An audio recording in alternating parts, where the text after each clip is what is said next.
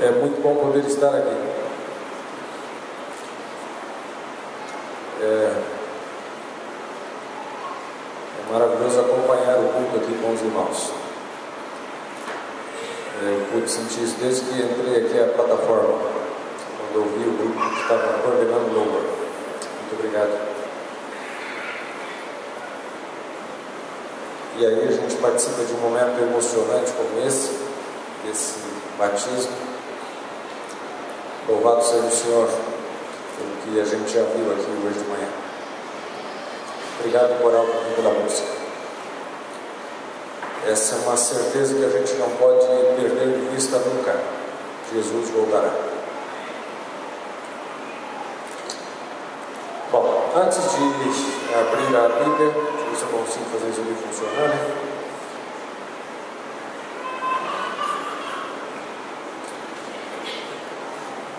Existem alguns sonhos que eles vão sendo alimentados, eles estão sendo alimentados por aqui já há algum tempo. E hoje de manhã eu queria mostrar como alguns desses sonhos começam a se concretizar e queria aproveitar e fazer um convite para você. Há alguns lugares aqui em Brasília e no Distrito Federal onde por algum tempo vem sendo alimentado um sonho de se ver algumas novas igrejas para alcançar alguns lugares e algumas pessoas que a gente precisa alcançar com o poder do Evangelho. Um desses lugares de desafio é o Lago Sul. E eu queria mostrar com muita alegria para vocês algumas das primeiras imagens do projeto da Igreja Adventista que vai ser plantada, esse é o termo que a gente usa, no bairro do Lago Sul. Bairro ou região administrativa, como você achar melhor que a gente identifique. Não é ainda um projeto totalmente acabado, terminado, mas queria mostrar para você, e ao mostrar para você, queria aproveitar e convidá-lo para o próximo sábado, dia 27, às 17 horas e 30 minutos, se você desejar acompanhar o lançamento da pedra fundamental da Igreja Adventista do Sétimo Dia do Lago Sul. Vamos ver aqui. Essa igreja vai estar num terreno que foi adquirido no finalzinho do ano passado pela União Centro-Oeste Brasileira, e nele você vai encontrar a sede, a nova sede da União, que vai ser aqui, e na esquina você vai encontrar a nova igreja. Está visto de longe aqui, você já vai entender um pouquinho. É um projeto que foge um pouco do convencional para atender as possibilidades que existem numa região como o Lago Sul e para fazer jus ao que é Brasília com suas construções que têm geralmente algumas linhas bem características bem próprias dessa região. Aqui você vê o futuro templo um pouquinho mais perto, essa vai ser a frente dele. Aqui você tem uma vista lateral desse templo, um pouco da parte da frente. Aqui você olha um pouquinho mais quase de frente. Aqui você pode ver bem em frente. Esse hall todo em vidro vai ser ali uma meia-lua, vamos dizer assim, vai recepcionar as pessoas que estarão chegando à igreja. Essa marquise vai dar volta a todo o tempo até encontrar o anexo que está atrás, de maneira que em ocasiões de chuva, pelo menos naquele tempo que tem chuva por aqui, as pessoas possam circular ali com uma certa tranquilidade. Aqui você vai olhando ele um pouco para o outro lado. Nessa parte aqui vai ter um espaço de convivência, um espaço para múltiplas atividades. Ele vai ser todo em vidro também, e dali de dentro você vai ter uma vista do Lago Sul. Vai ficar um ambiente bem interessante, bem aconchegante. Aqui nós estamos indo um pouco mais para essa lateral, aqui você pode ver um pouco do vidro. E aqui já vendo o prédio por trás, onde vai ficar também a área de estacionamento, e mais uma vez vendo por trás. Aqui na frente, aqui você vai ter a nave, acesso por lá, a plataforma vai estar por aqui assim. E esse aqui vai ser o complexo de salas para atender aos departamentos da igreja, com uma perspectiva de você ter um segundo piso aqui em cima para completar algumas das necessidades que esse templo vai precisar contemplar. E aqui você tem uma vista interna ainda bem inicial, ok? De como vai poder ficar a nave. Tá? Então aqui você tem a entrada, esse hall, a sala de mães, a sala de som, a nave da igreja, plataforma, o tanque batismal, e aqui esse complexo de salas para atender as outras necessidades da igreja, sala pastoral, sala da secretaria, enfim. É uma estrutura inicial deste projeto.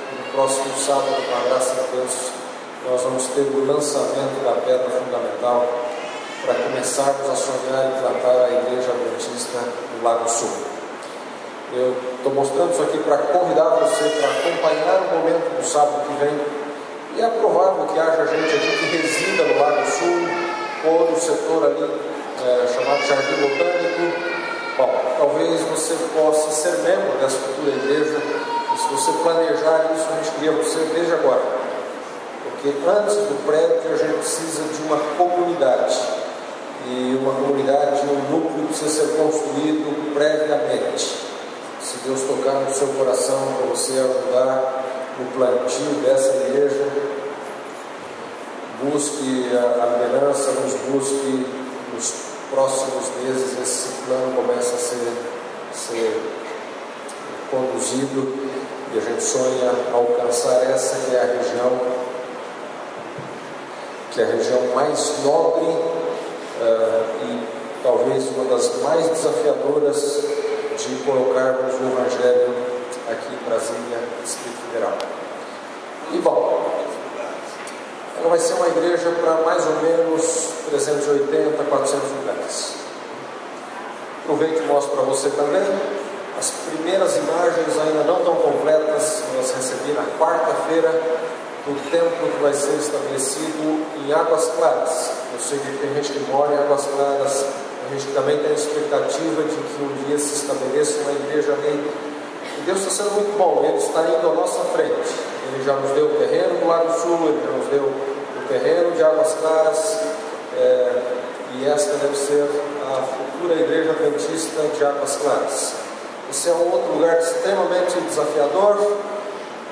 Nós temos ali hoje quase 150 mil pessoas residindo, uma cidade quase que 100% vertical, todo mundo está nos prédios, e eu imagino que ali a gente vai precisar sonhar em que cada prédio daqueles ali a gente tenha pelo menos um grupo funcionando, e esses grupos se encarreguem da evangelização dos prédios. A gente não vai ter outra estratégia a não ser essa, provavelmente, para conseguir que o Evangelho entre ali, penetre ali, alcance e transforme pessoas. E eu estou surpreendido com o que Deus está fazendo em Águas Claras. Em vários prédios tem grupos funcionando, iniciativa dos próprios irmãos, gente que mora por ali, gente que começou a reunir crianças no prédio, os pais estão vindo, famílias estão pedindo estudos bíblicos nesse prédio. É surpreendente ver o Espírito de Deus indo à nossa frente, trabalhando e preparando o cenário para que a igreja seja plantada ali. Aqui mais uma imagem, agora você vê um pouquinho ela de frente.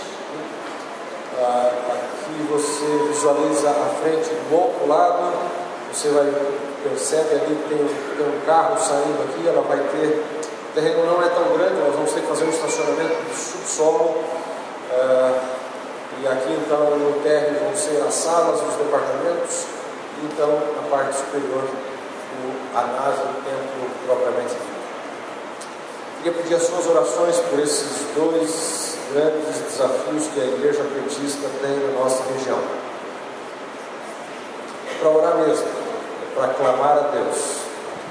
E se Deus quiser envolver você e usar você no processo de plantio dessas duas novas igrejas, ouça a voz do Espírito, aceite o seu chamado e coloque sua vida, seus dons e seus talentos à disposição dele para ajudar a plantar a igreja nesses dois lugares onde o Evangelho precisa chegar, porque já tem muita gente de coração aberto querendo ouvir a mensagem.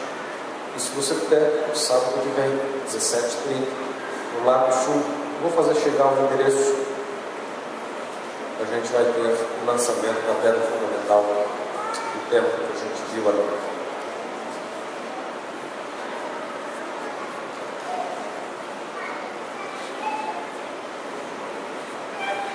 Bom, se você trouxe a sua Bíblia, Evangelho de Mateus, capítulo 25, nós vamos estudar uma parte desse capítulo.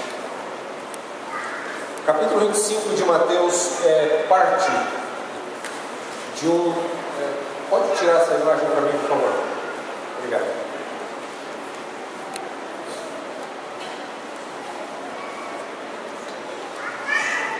O capítulo 25 de Mateus é parte de um discurso de Jesus. Ele começa no 24 a partir de uma pergunta que é feita pelos próprios discípulos. Os discípulos perguntam acerca do tempo do fim, da consumação dos séculos. E no capítulo 24 você vai encontrar Jesus dando aquilo que nós conhecemos como os sinais que antecedem a sua volta. O capítulo 25 é a continuação desse discurso, dessa fala de Jesus. No 24 você vai encontrar Jesus dando uma olhada para o cenário externo, vamos dizer assim, aquilo que está acontecendo em nosso mundo antes de Jesus voltar. No capítulo 25, Jesus volta o seu olhar para a igreja. Ele está pensando, ele está preocupado, ele está olhando aqueles que vivem no tempo do fim e que aguardam a volta de Jesus. Assim, o capítulo 25 nos dá um cenário daquilo que iria acontecer lá fora antes de Jesus voltar. 24. O 25, Jesus volta os seus olhos para mim e para você. Esse é um capítulo que tem uma mensagem especialmente para aqueles que se dizem crentes na volta de Jesus e vivem no tempo em que Ele vai voltar. Assim, esse é um capítulo que faria bem a gente olhar com muita atenção e com muito carinho, porque Jesus escreveu ou deixou essa mensagem, Mateus escreveu para a gente que diz acreditar na volta de Jesus e vive nesse tempo quando acreditamos que Ele vai voltar. Esse é um capítulo para mim e para você. Nesse capítulo são apresentadas, Jesus vai colocando os ensinamentos para a igreja do tempo do fim através de parábolas. Nós vamos estudar a segunda, que começa aí no verso 14. A minha Bíblia diz assim: pois será como um homem. O que será como um homem? As primeiras palavras do 25 esclarecem isso. Então o reino dos céus será semelhante a... Agora Jesus de novo usa a mesma ideia. Será como? O reino dos céus aqui é uma referência à igreja, é uma referência ao reino da graça, é uma referência ao reino de Deus antes dele ser estabelecido definitivamente. Portanto, é uma referência ao povo de Deus antes que Jesus venha. E Jesus compara aqui, ele diz: o reino dos céus será como? Será como um homem que, ausentando-se do país, chamou os seus servos e lhes confiou os seus bens. A um deu 5 talentos, a outro 2, a outro 1, a cada um segundo a sua própria capacidade, e então partiu. O que recebera 5 talentos saiu imediatamente a negociar com eles e ganhou outros 5. Do mesmo modo, o que recebera 2 ganhou outros 2. Mas o que recebera 1, saindo, abriu uma cova e escondeu o dinheiro do seu senhor. Você conhece toda a parábola? Vou deter a leitura por aqui, mas nós vamos dar uma olhada na parábola como um todo. Nessa parábola a gente pode perceber algumas coisas que Jesus revela sobre Deus e, por outro lado, um olhar de Jesus para os filhos de Deus, que são representados aí pelos servos da parábola. Nós vamos olhar para a parábola hoje de manhã, primeiro da perspectiva de Deus, que é retratado por esse Senhor que aparece aí no texto, que precisa se ausentar, que vai de viagem e que compartilha nessa ocasião os seus bens. Depois nós vamos olhar um pouquinho a parábola do ponto de vista dos servos que aparecem ali, que tem que ver um pouco mais comigo e com você. Do ponto de vista de Deus, essa parábola ensina várias coisas. Eu queria destacar pelo menos 3. A primeira, Deus pode ser visto nessa parábola como o Senhor dos dons, ou como o Senhor dos talentos. Esse Senhor dos dons, esse Senhor dos talentos é alguém que tem recursos ilimitados. Não dá para a gente medir os recursos que este Senhor tem, mas uma coisa é certa: esse Senhor dos dons, ele compartilha desses dons ou desses talentos com os seus filhos, e quando ele faz, ele compartilha de maneira generosa e abundante. Para que a gente tenha uma ideia, um talento no tempo de Jesus significava a soma do salário de um trabalhador acumulada em pelo menos 20 anos. Isso era um talento. Se alguma vez alguém já teve a ideia de que um talento é algo sem muita importância, sem muito valor, sem muito significado, quando Jesus fala de um talento, ele está falando de um valor bastante expressivo, bastante considerável. Era o salário de um trabalhador por 20 anos. Eu não sei se você já tem mais de 20 anos de atividade profissional, mas deixa eu ver aqui quem já tem, não quero subir a sua idade não, mas quem já tem aqui um pouco mais de 20 anos de trabalho, ok? Temos vários aqui, né? Imagine que pudessem colocar nas suas mãos de uma única vez, corrigido, atualizado devidamente, o valor a que você teria direito a receber pelos últimos 20 anos. O que você faria? Dava para planejar alguma coisa? Dava para plantar as 2 igrejas? Vou torcer para vocês receberem isso de novo nos últimos 20 anos. O que daria para você fazer? Jesus está dizendo que o que Deus compartilha com a gente na forma de dons, de talentos, de habilidades, de capacidades, tem um valor muito significativo, muito expressivo.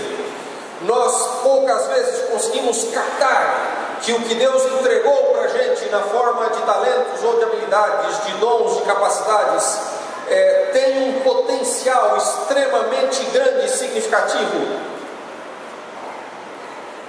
O Senhor dos dons é alguém extremamente generoso, e Ele compartilha de seus bens com todos os seus servos. Talvez seja isso que Jesus queira ensinar para a gente quando Ele usa nessa parábola a figura de 3 servos. Em muitas das parábolas de Jesus, Ele apresenta 2 personagens. Geralmente eles estão em contraste. Você tem o fariseu e o publicano. A história de um está bem, a história de outro está complicada. Você tem o filho que sai de casa e o filho que fica em casa. Você tem o filho que diz para o pai que vai trabalhar, mas não vai. Você tem o filho que diz que não vai e depois vai. Personagens em contraste apresentados por Jesus. Nessa parábola ele não fala de 2 servos.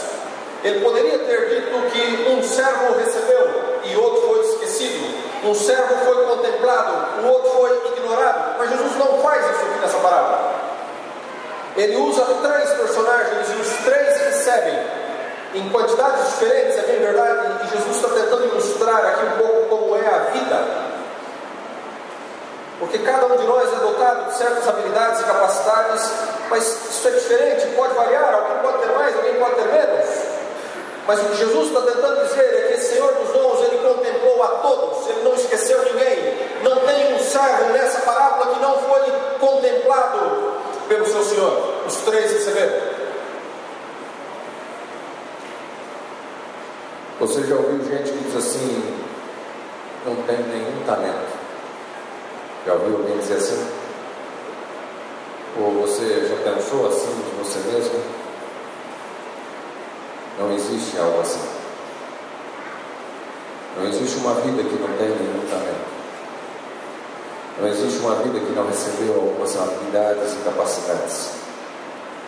Não existe nenhum cristão sem nenhum dom. A Bíblia faz uma diferença entre dom e talento nisso, né? Os talentos, as habilidades, as capacidades, Deus já nos deu quando nós nascemos. A gente Ele já planejou assim antes do nosso nascimento. Os dons, a Bíblia dá a entender, nós recebemos no momento em que nós nascemos de novo, por ocasião da nossa conversão. Alguém hoje de manhã saiu desse tanque com dons espirituais, que podem ser os próprios talentos que são transformados agora para uso exclusivo das coisas que glorificam a Deus, no serviço de Deus. Uma coisa é certa: os que nós recebemos quando nascemos de novo, ou aqueles que Deus nos deu desde o nascimento, todos eles foram dados com um propósito, um objetivo: que a nossa vida possa glorificar o nome de Deus. Deus não entrega nenhum talento, nenhuma habilidade, nenhuma capacidade, nenhum dom para que alguém use para si mesmo. Eles não são dados para que você consiga prestígio, aplauso, reconhecimento. Eles são dados para que a sua vida glorifique a Deus. Nós fomos criados para os propósitos de Deus, e Ele espera que a nossa vida aqui faça alguma diferença em favor dele e da sua causa e do seu reino. Assim, nessa parábola, o Senhor dos dons, que distribui dons e talentos e habilidades, Ele está tentando dizer para mim e para você que Ele fez a gente com um propósito. Ele criou você com um plano. Quando Ele sonhou com a sua vida, Ele tinha intenções para você, as melhores. Ninguém, do ponto de vista de Deus, é fruto de acidente. Ninguém, do ponto de vista de Deus, está aqui por acaso. Você foi criado por Ele com um propósito. Ele tinha algo em mente quando criou você, e Ele sabia bem o que Ele estava fazendo. O que sai das mãos dele sai com perfeição. O Senhor dos dons é alguém que distribui talentos de potencial ilimitado, mas Ele faz isso com um propósito. Ele quer que a sua vida e a minha possam glorificar a Ele e fazer diferença nesse mundo em favor do Senhor. É para isso que nós estamos aqui. A segunda verdade sobre Deus que eu aprendo dessa parábola: Ele é o Senhor do acerto de contas. Essa é uma parte que a gente não gosta muito de falar. Nós até evitamos um pouco esse aspecto de como Deus trabalha. Mas Ele é o Senhor de acerto de contas nessa parábola. Se você continuar lendo o texto, vai dizer aí no verso 19 que depois de algum tempo voltou o Senhor daqueles servos e ajustou contas com eles. Um dia o Senhor vai voltar e Ele vai prestar contas do que a gente fez com a nossa vida. Talvez você trabalhe com pessoas que tenham que prestar contas a você. Talvez você já ouviu alguém dando uma desculpa assim bem elaborada, mas você percebe que, puxa vida, né? É melhor ter falado a verdade. Naquele dia não vai dar para a gente fazer assim. Não vai dar para a gente tentar contar uma boa história para o Senhor e dizer que, olha, sabe, houveram circunstâncias, houveram pessoas, houveram situações e não deu para a gente fazer da nossa vida o que Deus queria. Nenhuma desculpa eu ou você poderemos dar naquele dia. O que será comparecer diante do Senhor de toda a terra e de todo o universo? Que solene encontro vai ser esse? Ele é amoroso, Ele é generoso, Ele nos dá o privilégio de que a nossa vida possa dar uma contribuição significativa para o seu reino, para a vida de outras pessoas. Mas Ele vai pedir conta do que a gente fez com a nossa vida.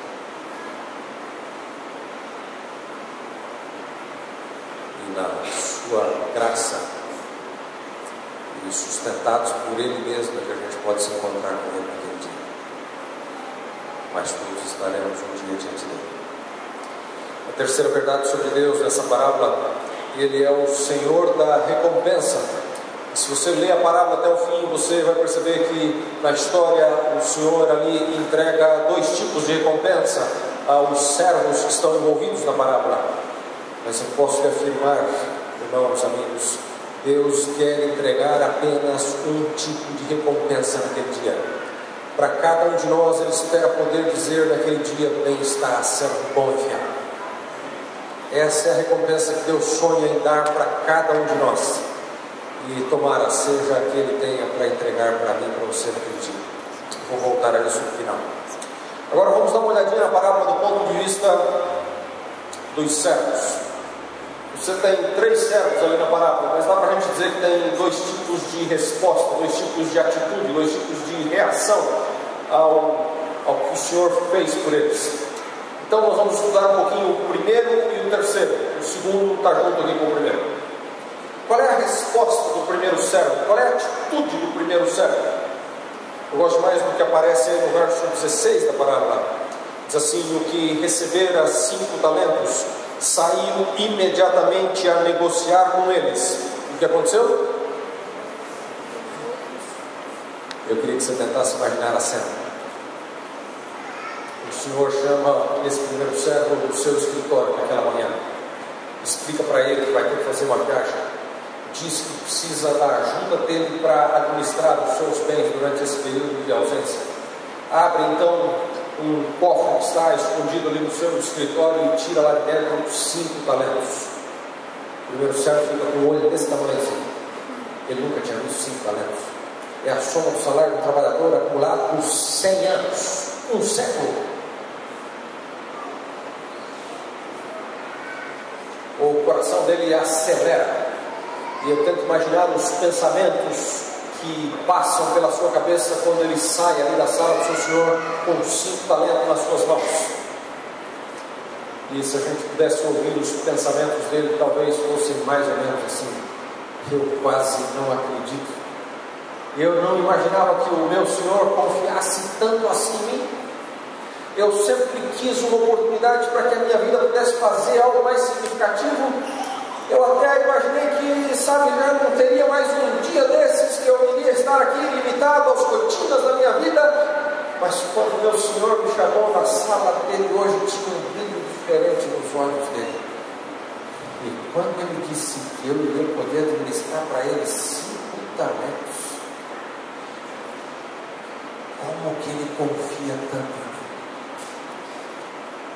E ao sair ali da sala dele, ele está dizendo: eu não posso perder nenhum segundo, não posso deixar passar nenhum momento, eu preciso começar a investir isso aqui agora, eu preciso retribuir a confiança que o meu Senhor está depositando em mim. É isso que Jesus está realçando com a expressão: saiu imediatamente a negociar. O primeiro servo, ele tem uma compreensão de que perder algum momento é insanidade, é loucura. O primeiro servo é alguém que tem nas mãos um presente que ele aguardou por muito tempo e ele não consegue nem desembrulhar assim para não rasgar o papel. Ele arranca o papel e ele quer começar a usar o presente imediatamente. Saiu imediatamente a negociar. O que você tem feito com os talentos que Deus tem dado para você? O que você está fazendo com as habilidades que Ele deu para você? Como você está vivendo os planos e as intenções que Deus tem para a sua vida?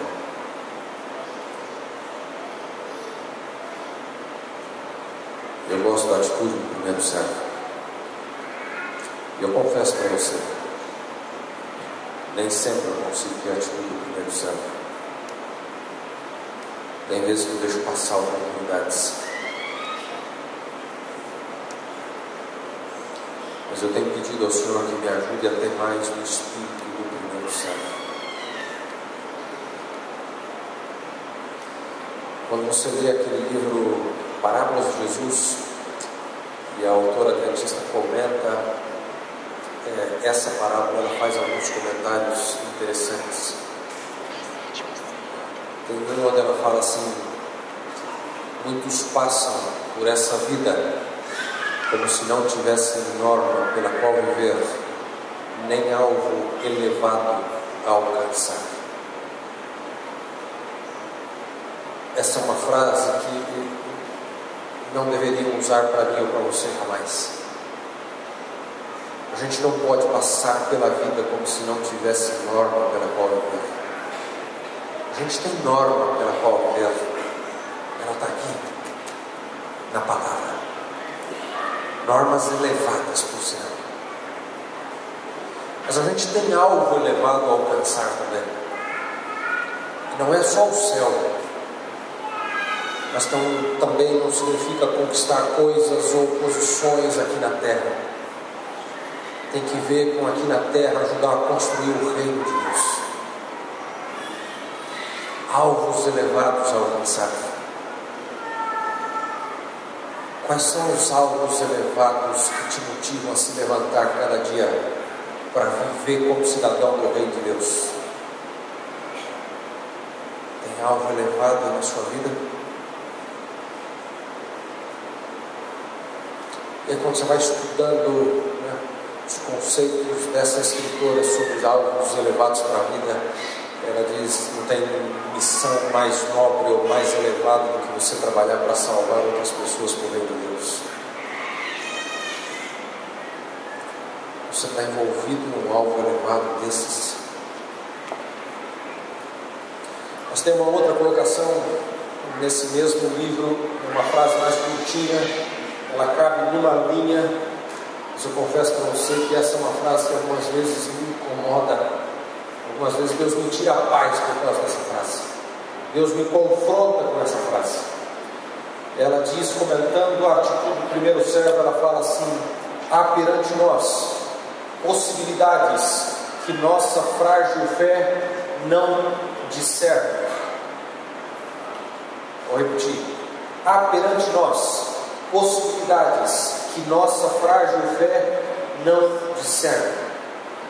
Eu estava uma manhã meditando na leitura que comenta essa parábola, e quando eu me encontrei com essa frase, eu fui confrontado com um questionamento. Eu ouvi o Espírito de Deus falando comigo assim de maneira muito contundente naquele dia. O Senhor dizia: quais são as possibilidades que eu estou vendo para a sua vida e você não enxerga porque a sua fé é muito pequena? Quais são as possibilidades que eu estou vendo para o seu ministério e você não se dá conta? E irmãos, não foi a única vez que Deus me confrontou com isso. De vez em quando Ele me confronta de novo. Eu queria que Ele confrontasse você hoje, né?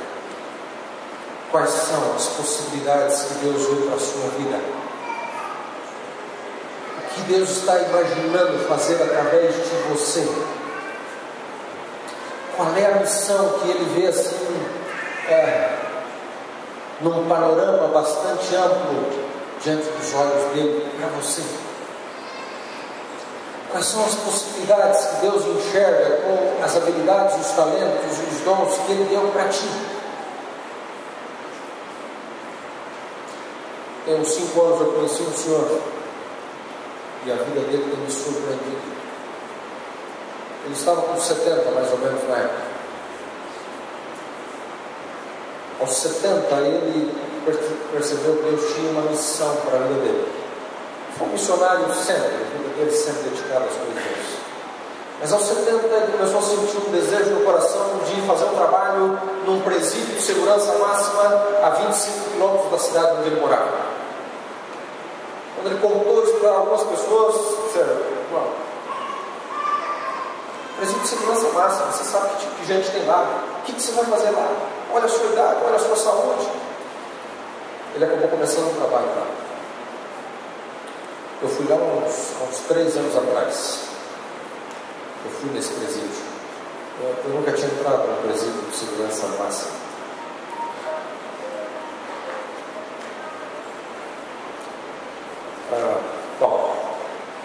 Relógio, carteira, documento, chave, tudo que você tiver fica ali na portaria. A gente pegou um corredor assim, logo lá na frente tinha um portão de ferro que ia até o teto. O agente nos acompanhava, abriu o portão, nós passamos e ele fechou a porta e ficou do outro lado. Confesso para você que me deu um frio assim na espinha, né? Olhei para os irmãos e disse: ele não vai com a gente não? Não. Aqui é só nós agora. E nós entramos numa sala semi-aberta assim, e eles começaram a chegar. Suas Bíblias, seus hinários, e então eles começaram a cantar. Gente, quando eles começaram a cantar, e eu fiquei envergonhado do jeito que eu cantava. O fervor, a vibração, nenhum instrumento, nenhum playback, mas se percebia ali as paredes que vibravam com o canto deles. Vou resumir a história. O trabalho do seu Ari ali nesse lugar tem uma igreja adventista organizada dentro do presídio, oficialmente votada pela associação. Tem cerca de 50 pessoas batizadas e tem 120 que assistem os cultos. Tem 2 alas do presídio que é só do pessoal convertido. Estão pedindo a terceira. O ano passado, a Assembleia Legislativa daquele estado fez uma audiência pública com o tema como melhorar a condição dos presídios. Sabe quem que eles convidaram para estar lá? O seu Ari. O seu Ari nunca havia ido à capital do seu estado. Há 75 anos, foi difícil para ele fazer a viagem de ônibus, 700 quilômetros, para acompanhar aquela audiência. Quando eu converso, às vezes que eu tive a oportunidade de conversar com esse homem, é por dinheiro certo. Eu li um trecho de uma carta que um dos presos mandou para ele. Dizia mais ou menos assim: depois do almoço, nós vamos às janelas olhar o tempo. Se ameaça vir chuva, nós nos ajoelhamos todos nas nossas celas. Nós começamos a orar. Senhor, 3 horas é o culto. O seu Ari só tem aquela moto velha. Se chover, não pode vir, Senhor. Não deixa chover até as 3 da tarde, que a gente precisa que ele venha.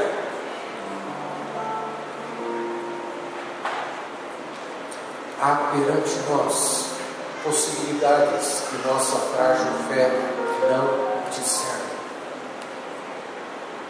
Quais são as possibilidades que Deus está enxergando para você? Onde Ele quer que a sua vida faça a diferença?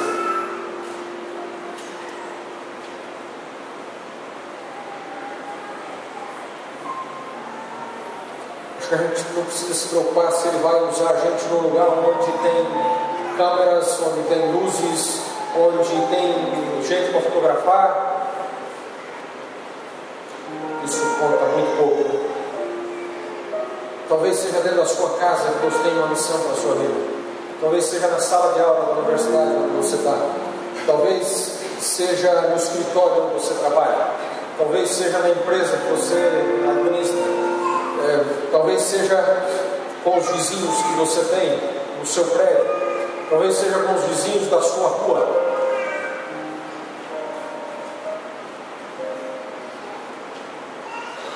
A atitude do primeiro servo saiu imediatamente a negociar. E o que aconteceu? Depois de pouco tempo, ele tinha como resultado o salário de um trabalhador acumulado por 2 séculos. Jesus está querendo dizer que uma vida tem um potencial extraordinário. Uma vida.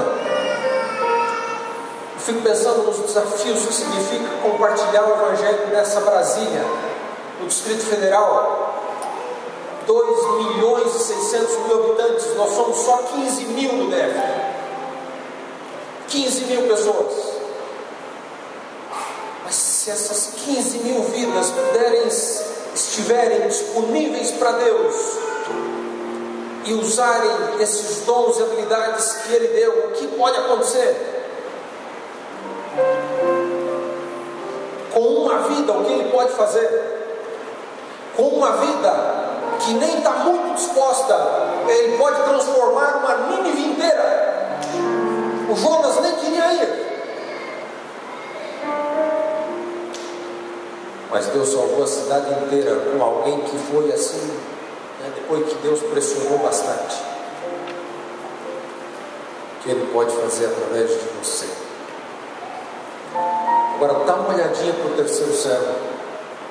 Eu confesso para você, irmãos, eu percebo quase que um tom de ironia quando Jesus conta essa história na voz dele.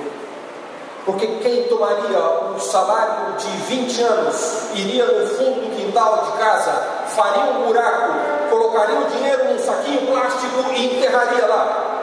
Quem faria uma loucura dessas? Jesus está dizendo que a atitude do terceiro servo é de alguém que não está bem. Não faz sentido o que ele fez. Parece que Jesus está deixando um alerta de que aqueles que viveriam no tempo do fim e seguiriam crentes na sua vida, correriam o risco de fazer algo tão louco como o terceiro servo fez: tomar os seus dons e talentos de um potencial extraordinário e enterrar.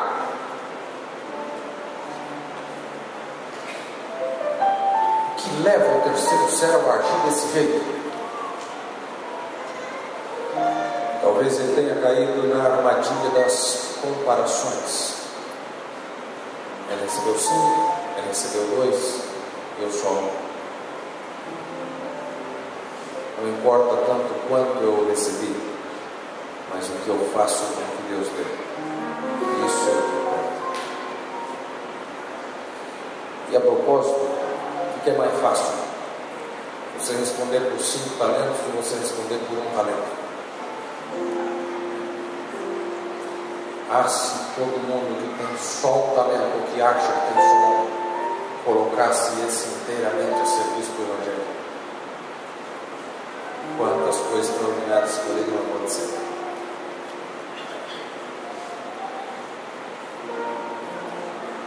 A outra razão do terceiro servo, talvez ele tenha sido guiado pelo medo. Aliás, é isso que ele dá a entender. Ele diz que o Senhor é severo e espera colher onde não semeou, e receoso eu fui e enterrei. Sabe o que me surpreende nesse detalhe da parábola? É que o Senhor não diz para o terceiro servo assim: mas você imaginou que eu fosse severo? Mas você, da onde você tirou essa ideia de que eu espero colher onde não semeei? Você não encontra isso na resposta do Senhor. Mas você encontra o Senhor dizendo: você sabia que eu era assim, então por que você enterrou o talento?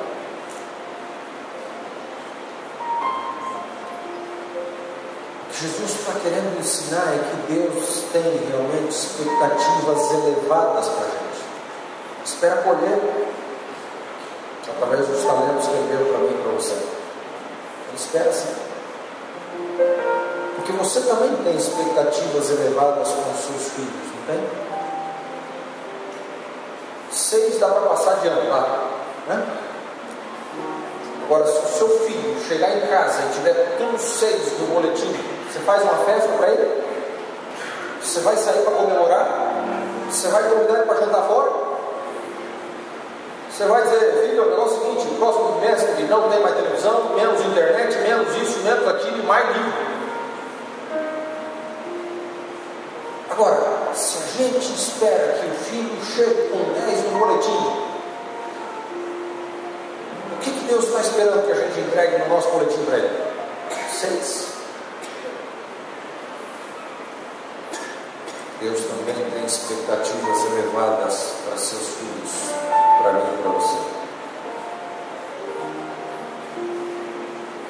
Vou resumir a vida do primeiro e do terceiro servo.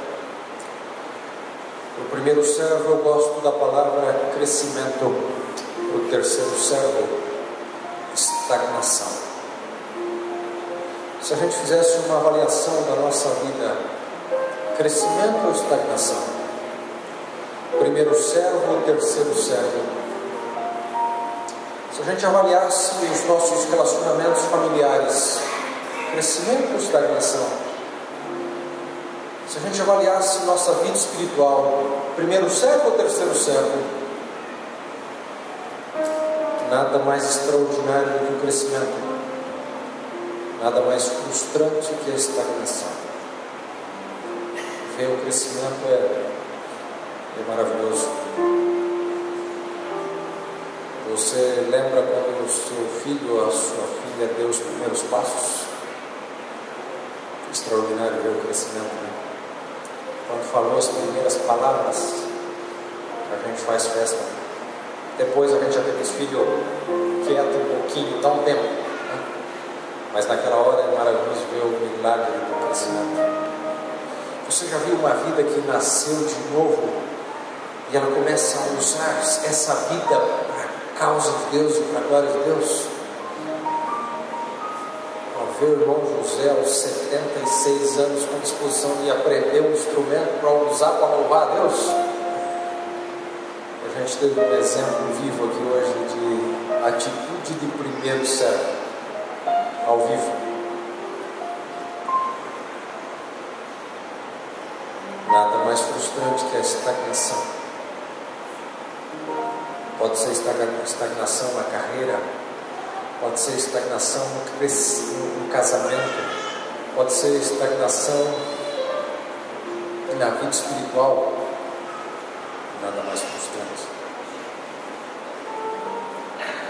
Em breve o Senhor vai voltar. Eu queria que você imaginasse um encontro com o Senhor. Duas óticas agora. A primeira, imagine que aquele encontro fosse só você e ele. E ele levasse você para uma sala. Vocês entram naquela sala e tem só duas cadeiras. Por favor, deixa maior para ele. Quando os dois se sentam, você percebe que ele tem nas mãos algo que se parece a um DVD. Então uma tela baixa ali na frente e ele faz aparecer ali o equipamento que vai transmitir o que está no DVD. Enquanto ele vai levando a mídia para o aparelho, você dá uma espiada assim e consegue ver a capa e o título. Tem o seu nome e o subtítulo diz assim: o que poderia ter sido.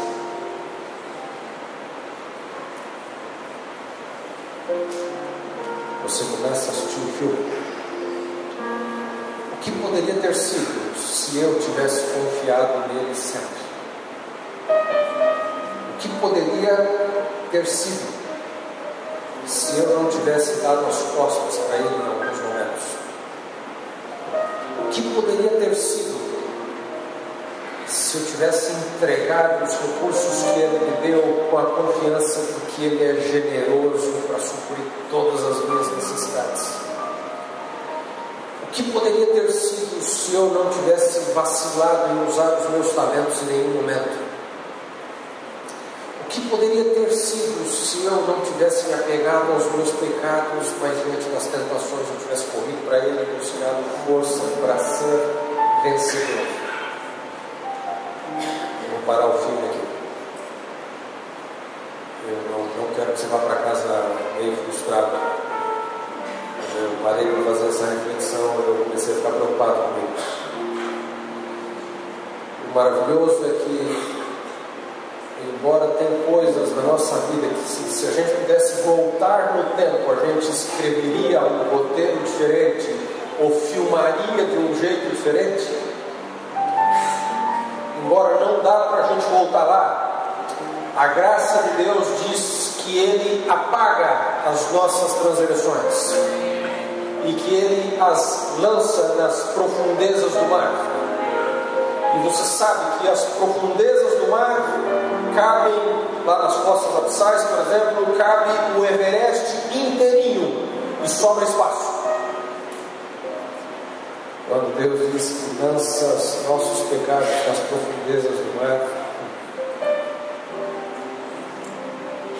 por mais que a gente tenha falhado, Ele, Sua graça pode nos cobrir, nos perdoar e colocar a gente de novo na cena da filmagem. E dá para a gente a oportunidade de filmar as cenas como Ele planejou daqui para frente. Então não se desespere a pensar nesse filme, né? Mas saiba que a graça de Deus coloca a gente na cena do filme e dá para nós a oportunidade de seguir bem de perto o roteiro que Ele planejou para a nossa vida. Amém? Irmãos, o que eu tenho daqui para frente, eu quero viver o mais de perto possível o que Deus sonhou para a minha vida. Eu não quero me atrever a escrever o roteiro. Eu quero seguir o roteiro que Ele já planejou. E acho que você tem isso também. A segunda cena é essa que está na parábola. Os servos fiéis. E Ele olha para mim e para você dessa perspectiva. Naquele dia Ele vai dizer: bem-estar, servo bom e fiel. Você sabe o que vai ser ouvir isso de Jesus? Essa é uma frase nos tempos bíblicos para dar parabéns a uma pessoa. Essa era uma expressão para felicitar alguém. Essa era uma expressão de congratulações. Agora, você imagina ouvir de Deus uma expressão de congratulações a seu respeito? Uma palavra de reconhecimento para você? Uma palavra de elogio do próprio Deus? O que vai ser isso? Eu li uma certa vez um autor diz assim: um elogio me dá energia por uns 4 meses. Esse elogio de Deus aí vai te dar energia para a eternidade todinha. Já pensou que vai ser ouvir bem-estar, servo, bom e fiel?